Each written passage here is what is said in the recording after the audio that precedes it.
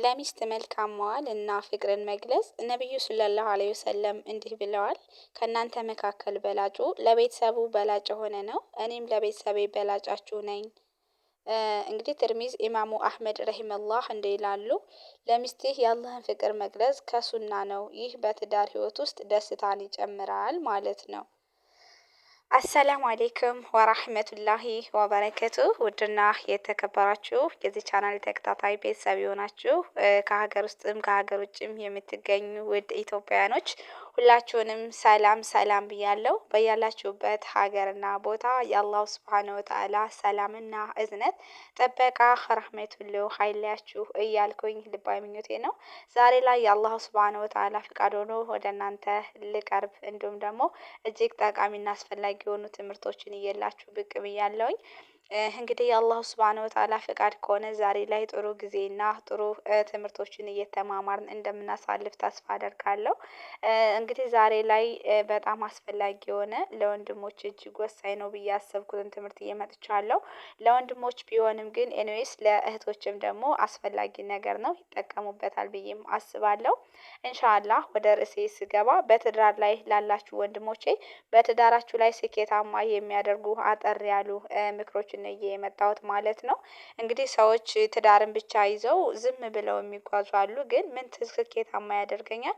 ወይስ ከትዳሬ ደግሞ ምን ዝቅ ያደርገኛል የሚሉትን ነገራቶች ዛሬ ላይ በሰፊው ይጠቅሟችኋል ያልኩትን ነገር ይዤላችሁ ብቅ ብያለሁ ያወቅኩትንም ማሳወቅ ያው አስፈላጊም ነውና ማለት ነው። ኢንሻአላህ በትዳር ላይ ላላችሁ ወንድሞቼ በትዳራችሁ ስኬታማ የሚያደርጉ ነገራቶች ምንድን ናቸው የሚለውን እናያለን ከእናንተ የሚጠበቀው ቪዲዮውን እስከመጨረሻው ፍጻሜ ድረስ እንድትከታተሉ ስል በአክብሮት እጠይቃለሁኝ ማለት ነው። ኢንሻአላህ ቁርአንና ሀዲሶችን መሰረት ያደረገ ትዳርን መገንባት በትዳር ህይወታችሁ ውስጥ ቁርአንና ሀዲስን የሰልፍዮችን መንገድ በመከተል የአላህን ትእዛዝ ተግባራዊ ለማድረግ ጥረት አድርጉ ማለት ነው። በትዳር ዙሪያ ያሉ የእስልምና አስተምሮዎችን በመማር በመተግበርና የተሳካ ትዳር መምራትም ይቻላል። ለሚስትህ መልካም መዋል በቁርአንና ሀዲስ ውስጥ ለሚስት መልካም በመዋል በመንከባከብና በመደገፍ ላይ ብዙ ትኩረት የተሰጡ ጉዳይ ስለሆነ ለሚስትህ ፍቅርን መግለጽ ስሜቷን መረዳት እና በችግሮቿ ጊዜ ከጎኗ መሆንና በቤተሰብ ውስጥ መተባበር ያስፈልጋል ማለት ነው። ወንድሜ ልብ እያልክ ትዕግስትና መቻቻል በትዳር ውስጥ አለመግባባቶችና ፈተናዎች ሊከሰቱ ይችላሉ።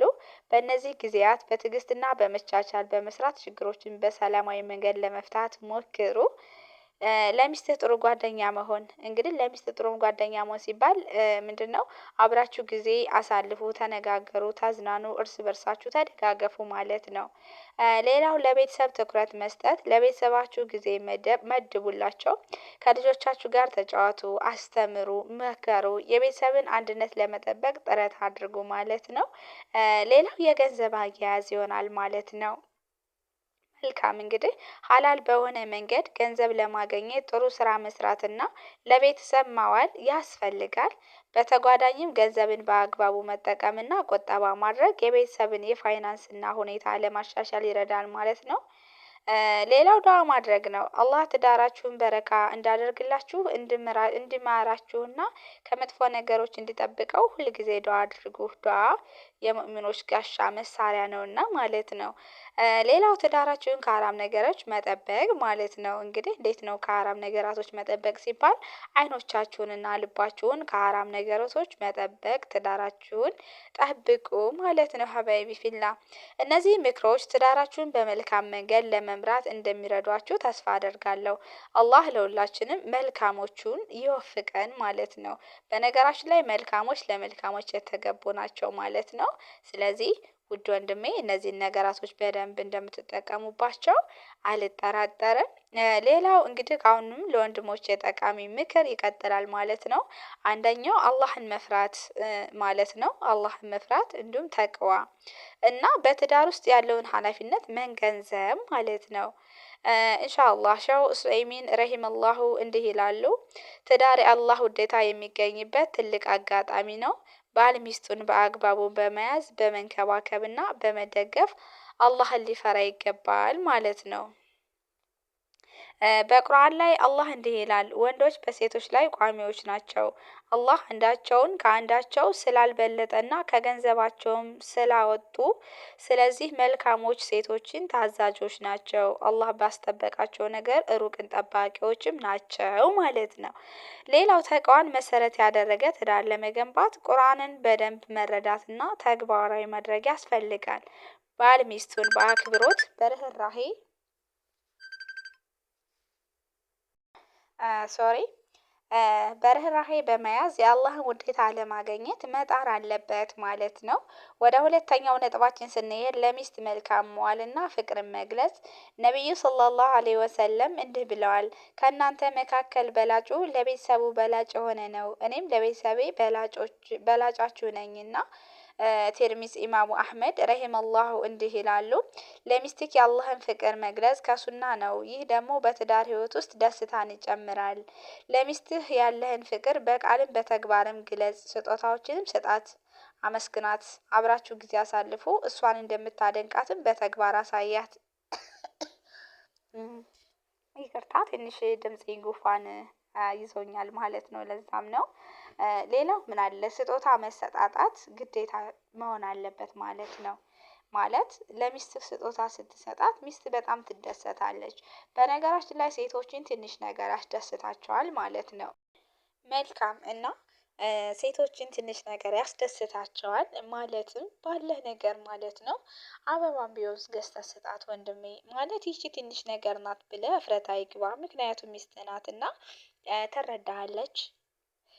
እንደሌለህ ታውቃለችና ባለህ ነገር ግን ሚስትህን ለማስደሰት ጣር ማለት ነው ወንድሜ የሚስትህን ደስታ ስትፈጥር ላንተም ደግሞ ምንዳው ከፍ ያለ ነው ማለት ነው።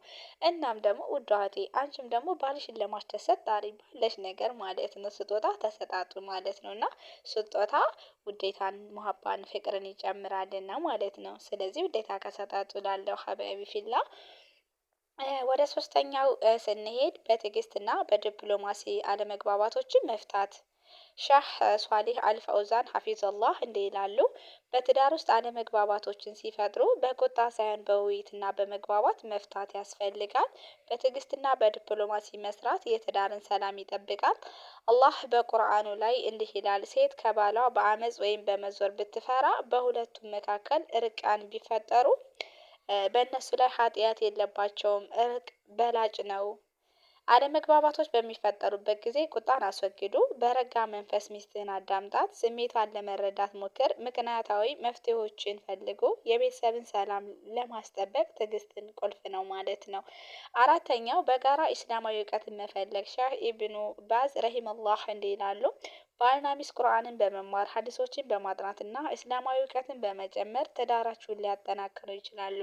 ነብዩ ሰለላሁ ዐለይሂ ወሰለም እንዲህ ብለዋል እውቀትን መፈለግ በእያንዳንዱ ሙስሊም ላይ ግዴታ ነው።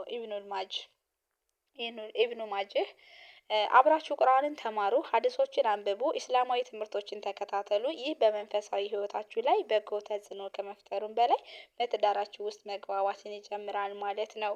አምስተኛ ለቤተሰብ ጊዜ መስጠትና ልጆችን በእስላማዊ ስነምግባር ማሳደግ ሻህ መሀመድ አወል ሀፊዘላህ እንዲህ ይላሉ። ልጆችን በእስላማዊ ስነምግባር ማሳደግ የወላጆች ትልቅ ሀላፊነት ነው። ልጆቻችሁን ቁርአን እንዳነቡ ሶላት እንዲሰግዱና መልካም ስነምግባር እንዲላበሱ አስተምሯቸው። ለልጆቻችሁ ጊዜ ስጡ አብራችሁ ተጫወቱ ታዝናኑ ምከሯቸው በእስላማዊ እሴቶች ላይ ተመስርታችሁ ልጆቻችሁን ማሳደግ ለዱንያም ለአኺራም የሚጠቅም ትልቅ ትውልድ ፈጠሩ። እነዚህን ምክሮች ተግባራዊ በማድረግ ትዳራችሁን የበለጠ ደስተኛና የተሳካ ማድረግ ትችላላችሁ። አላህ መልካም ትዳር ለሌላችሁ መልካም ትዳር ይወፍቃችሁ ላላችሁ ደግሞ አላህ ሱብሃነሁ ወተዓላ ትዳራችሁን ያማረና የሰመረ አድርጎላችሁ ዱንያችሁም አኺራችሁም ያማረ ከሁለት ሀገር ስኬት እንድታገኙ ልባዊ ምኞቴ ነው። ለዛሬ የነበረን ቆይታ ይህን ይመስላል እንደምትወዱት አልጠራጠርም። በቀጣይ ቪዲዮ እስከምንገናኝ የምንወዳት የምናከብራት የምንሳሳላት እማማ ኢትዮጵያ ሀገራችን ለዘላለም ትኑር እያልኩኝ ያላችሁበት ሀገርና ቦታ ከሀገር ውስጥም ከሀገር ውጭም የምትገኙ ውድ ኢትዮጵያውያኖች ሰላማችሁ ይብዛ በዚሁ ልሰናበታችሁ እወዳለሁኝ ማለት ነው። ወሰላሙ አለይኩም ወራህመቱላሂ ወበረከቱ ባይ ባይ